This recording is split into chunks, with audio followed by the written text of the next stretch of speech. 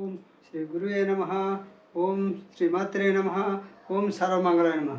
ఈరోజు హస్తరేఖల ముఖ్యమైన హస్తరేఖల గురించి చెప్పుకుంటూ వస్తున్నాము. అంటే ప్రధాన రేఖల గురించి ఆల్మోస్ట్ వాళ్ళు చెప్పాము. ఇంకా ఉంది బ్యాలెన్స్ కొద్ది మధ్యలో. కానీ కామన్ రేఖలు ఏ విధంగా ఉంటే మీకు అదృష్టం అనేది, లాభం అనేది ఎలా ఉంటుందో చెప్పడానికి ఈ రేఖల గురించి చెప్తున్నాను. ఇప్పుడు ఇది ఆయుష్ రేఖ. ఈ ఆయుష్ రేఖ అనేటువంటి చాలా మందికి సక్రమంగా ఉండదు. చూడండి ఎలా ఉంటుంది,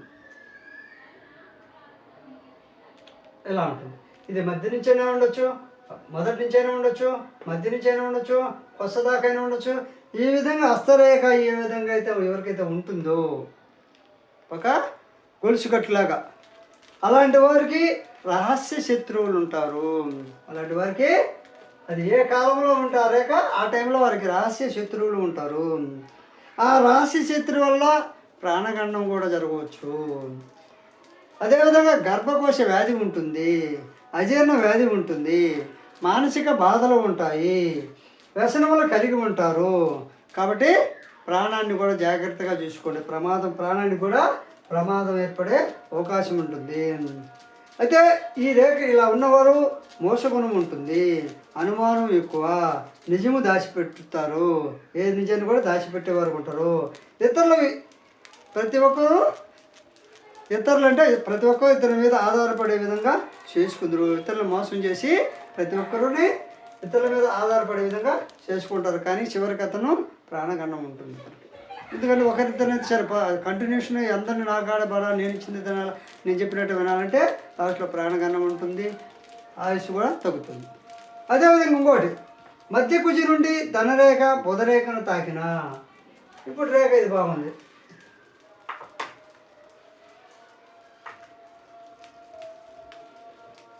ఇది మధ్య కుజ.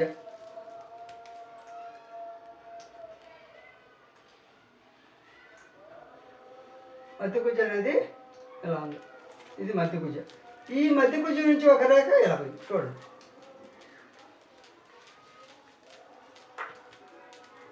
మధ్య కుజ నుండేది ఇది మధ్య కుజ. ఈ మధ్య కుజ, ఇది ఒక కుజ, ఇది రెండు, ఇది ఒకటి, ఇది మధ్య. ఈ మధ్య కుజ నుండి ఒక రేఖ ఈ విధంగా ఎవరికైతే బుద్ధి రేఖను తాగుతుందో, బుద్ధి రేఖ లేదా శిరస్సుకి సంబంధించిన రేఖను తాగుతుందో వారికి 20 సంవత్సరాల నుండి మంచి తెలివితేటలు ఉంటాయి. ఈ విధంగా రేఖ ఉంటుంటే 20 సంవత్సరాల నుండి మంచి తెలివితేటలు గల వ్యక్తి ఉంటారు. సొంత శక్తితో కుటుంబ భారం మీద వేసుకుంటారు. యోచనా శక్తి, సంసారం చక్కదిద్దువారుగా, 30 సంవత్సరాలు అభివృద్ధి చెందేవారుగా అతను చెప్పాడు. మళ్ళీ ఒకసారి గుర్తు చేస్తున్నాను. 30 సంవత్సరాల నుంచి అభివృద్ధిలోకి వచ్చేవారుగా, 30 సంవత్సరాల నుంచి వీరికి అవకాశాలు ఎక్కువ, ఉద్యోగ లాభం వస్తుంది, అధికారం కూడా పొందుతారు. అదేవిధంగా హృదయరేఖ గురుస్థానంలో 2గా చీలి చెప్పాను హృదయరేఖ 2గా చీలి ఇలా వచ్చింది, ఇలా వచ్చింది, ఇలా వచ్చింది. ఈ పైకి పోయిన రేఖ స్టార్ గుర్తుంది. ఇలా ఉంటే గత వీడియోలో చెప్పున్నా. అయితే ఈ విధంగా పోతే ఈ విధంగా మెల్లి తిరుగుండాలి రేఖ. ఈ విధంగా మెల్లి తిరుగుంటే అలాంటి వారు ఏంటంటే మనసు కలిసి అందడం, ఆలోచన పరుడుగా ఉండడం, ఉండే పదవులు ఆఖరిలో లాస్ట్లో ఆఖరిలో నష్టానికి గురి కావడం, సౌరభయానికి గురి కావడం, కుటుంబ కలతాలు కూడా కారణమగును. అదేవిధంగా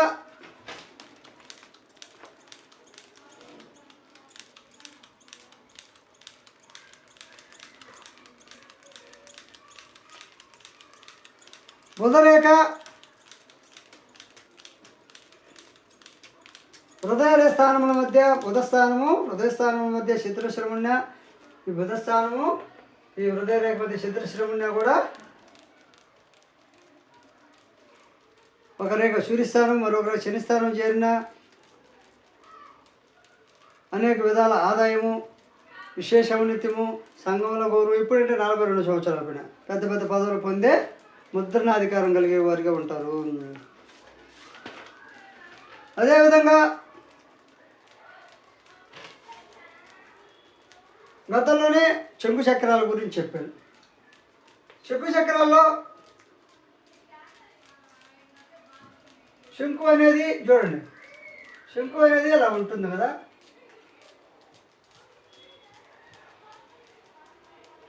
ఇది ఒకటో రకం, ఇలా ఒక రకం ఉంటుంది. రెండో శంకు ఎలా ఉంటుంది చూడండి,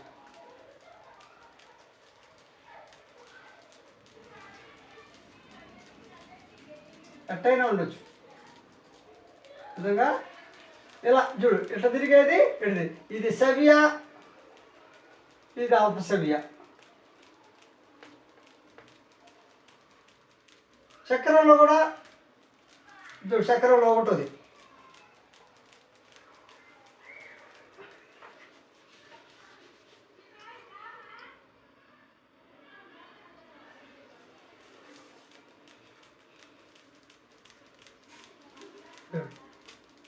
ఈ విధంగా దిశ ఉంటుంది. దిశ అనేది ఈ విధంగా ఉంటుంది. ఇక్కడ దిశ అనేది ఎలా ఉంటుంది చూడండి.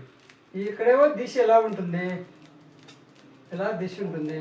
ఇక్కడేమో దిశ ఎలా ఉంటుంది, పైకి పోతుంది. ఇక్కడేమో దిశ ఎలా ఉంటుంది అంటే ఇది వచ్చేసి ఇలా పైకి పోయింది, ఇలా పోతుంది. ఇది ఎలా పోతుంది, ఇది ఎలా జరుగుతుంది. ఇంకోటి చూడండి,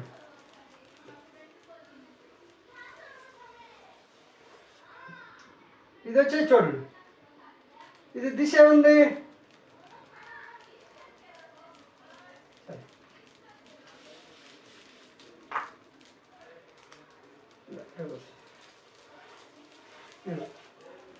ఇలా దిశ ఉంటుంది. ఇలా దిశ ఉందంటే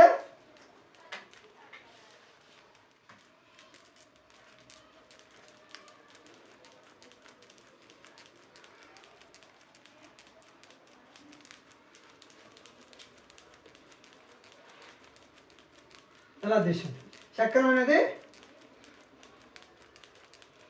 ఎలా పోతుంది అంటే ఎలా పోతుంది చూడండి. ఇది సవ్య చక్రం, సవ్య చక్రం. ఇది అపసవ్య చక్రం.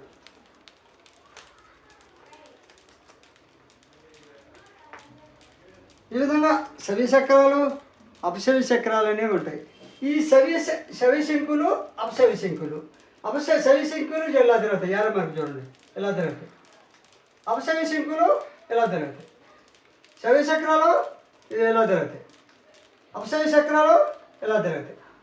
ఇలా అయితే ఒకటి ఏ విధంగా ఉన్నప్పటికీ సవ్య చక్రాల వల్ల ఇలా తిరగడం వల్ల ఫలితం బాగుంటుంది. ఈ అపసవ్య చక్రాల వల్ల సగం వెన్నెల సగం చీకటిగా ఉంటుంది. ఇది జీవితాంతం మంచిగా జరుగుతుంది. అయితే ఈ సంఖ్య చూసుకోవాలి. ఈ సవ్య చక్ర శంకుల వల్ల అంతే. కాబట్టి సవ్య శంకులు అపసవ్య శంకులు. ఇప్పుడు మొత్తం మీద శంకు చక్రాలు ఏ రూపంలో ఉన్నా ఎలా ఉన్నా చూడండి. ఒక శంఖంగా ఉంటే ఇవి శంఖాలు సవ్యంగా ఉన్నాయి, అపసవ్యం. ఒక చక్రంగా ఉంటే శంఖంగా ఉంటే సౌఖ్యము, 2 శంఖాలు ఉంటాయి దరిద్రుడు, 3 శంఖాలు ఉంటాయి గుణహీనుడు, 4 శంఖాలు ఉంటాయి బుద్ధిమంతుడు, 5 చక్రాలు ఉంటాయి దరిద్రుడు, 6 చక్రాలు ఉంటాయి 6 శంకులు సరే. ఒక శంకు సౌఖ్యము, 2 శంకులు దరిద్రుడు, 3 శంకులు గుణహీనుడు, 4 శంకులు బుద్ధిమంతుడు, 5 శంకులు దరిద్రుడు, 6 శంకులు ప్రతిభావంతుడు, 7 శంకులు మహారాజు, 8 మహారాజు, 9 శంకులు మహారాజు. అంటే శంకులు అనేటువంటివి 4, 5, 2, 4, 5 శంకులు అంటే మంచిది కాదు. 2 శంకులు 4 శంకులు కాదు, 2 శంకులు 3 శంకులు 2 ఎవరి చేతులైనా మొత్తం 2 చేతుల్లో కలిపి 2 శంకులు 3 కానీ 3 శంకులు కానీ 5 శంకులు కానీ ఉంటే మంచిది కాదు. కూడా మంచిదే. 2, 3, 5 శంకులు ఉండడం మంచిది కాదు. అదే 3 ఉంటే గుణహీనుడు, వాడు గుణం బాగుండదు. అదేవిధంగా చక్రం చూడండి. చక్రంలో ఒక చక్రం కానుంటే ఎప్పుడు కూడా సుఖం ఉంటుంది. 5 వేలల్లో ఒక చక్రమే ఉంటే ఎప్పుడు సుఖం ఉంటుంది. 2 చక్రాలు ఉంటే రాజపుత్రుడుగా అవును, రాజపుత్రుడుగా బ్రతుకుడు. 3 చక్రాలు ఉంటే ధనాఢ్యుడు అవును. 4 చక్రాలు కానీ ఉంటే దరిద్రుడును. అంటే చక్రాలు 4వది మంచిది కాదు, దరిద్రుడు. 5 స్త్రీలోడును. 5 చక్రాలు ఉంటే స్త్రీలోడు. 6 చక్రాలు ఉంటే కాముకుడు. 7 చక్రాలు ఉంటే సౌఖ్యము. 8 చక్రాలు ఉంటే మగము, భోగము, ఎప్పుడు భోగాలు అనిపించును. 8 చక్రాలు అంటే భోగలాలసుడగును. 9 చక్రాలు ఉంటే భూ పరిపాలకుడగును. 10 చక్రాలు ఉంటే యోగి లేక యోగము కలుగును. ఇప్పుడు ఈ విధంగా చక్రాల గురించి ఇంతకుముందు చెప్పున్నా, నా వీడియోలు ఉన్నాయి చూడండి. ఇప్పుడు బ్రీఫ్ నోట్ ఎవరికైనా మామూలుగా పాత వీడియోలు చూడలేని ఓపిక లేని వాళ్ళ కోసం ఇప్పుడు చెప్పాను. తర్వాత వేళ్ళు ఉన్నాయి కదా, మొన్నే చెప్పా, చూపుడు వేలు పొడవుంటే చూపుడు వేలు పొడవున్నా. ఎవరికైతే అన్ని వేల కంట చూపుడు వేలు పొడవుంటే ఈ వేలలో ఇలా ఇది చిన్నదైపోయింది. మధ్య వేలు చిన్నదయ్యి చూపుడు వేలు పొడవుంటే సంఘంలో గౌరవము, ప్రతిభ కాదు. అదేవిధంగా మధ్య వేలు పొడవైంది అనుకో, మొన్న చెప్పాను, ఒకసారి గుర్తు చేస్తున్నాను. వ్యవసాయం వృత్తి సేవక వృత్తిలో ఎక్కువగా ఉంటారు. ఉద్యోగం ద్వారా కానీ అంటే ఏదైనా ఒక సేవక వృత్తిలో వ్యవసాయంలో ఉంటారు, ఒంటరి జీవితం గడుపుతారు.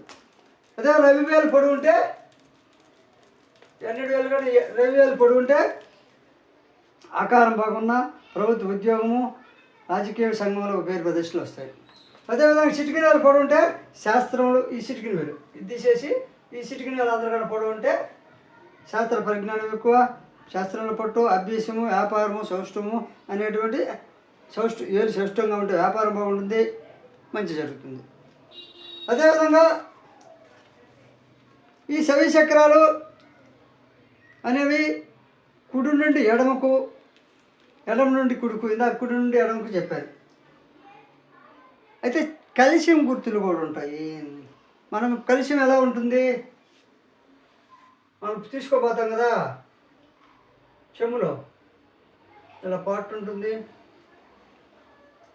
ఈ పాట్లో ఎలా ఉంటుంది, తామర పూలగా చెమ్ములు టెంకాయ పెడతాం కదా పీస్,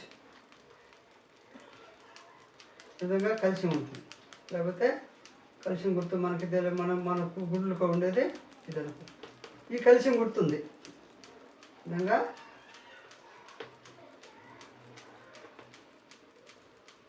వస్తుంది. కాల్షియం గుర్తు అనేది మనకు ఉందనుకో, ఇట్లా ఉండే చాలు, ఈ విధంగా కాల్షియం గుర్తు.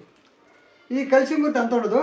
ఈ కాల్షియం గుర్తులు ఉన్నా కూడా గుండ్రంగా ఉండి సవ్యంగా ఉంటే మంచి జరుగును. మంచి అంటే సవ్యంగా ఈ గుర్తులు ఏమైనవి, ఈ గుర్తులు ఇలా ఉంటాయి. అంటే ఇంత బాగా ఉండదు, చేతులు గుర్తులు ఉంటాయి. సవ్యంగా కానీ ఉంటే మంచిగా జరుగును, అపసవ్యంగా కూడా ఉంటే సగం సుఖం సగం నష్టం జరుగును.